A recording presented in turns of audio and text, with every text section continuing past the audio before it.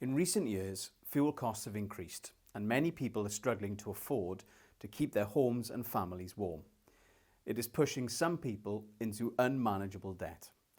There are a range of different schemes available for support with these costs and also debt advice.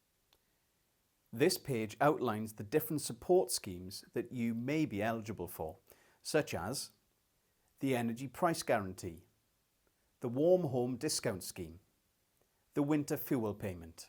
You may also be able to access further support if you are eligible for the Priority Services Register, which is a free support service that provides extra help to people in vulnerable situations.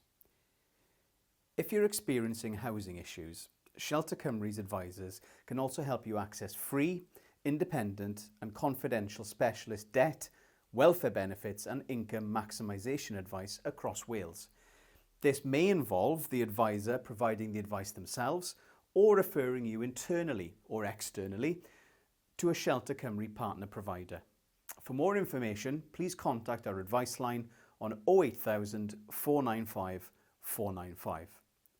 Shelter Cymru believes that everyone deserves the right to a warm, safe home. Little changes can make a huge difference in reducing your fuel costs. Visit our website for more information.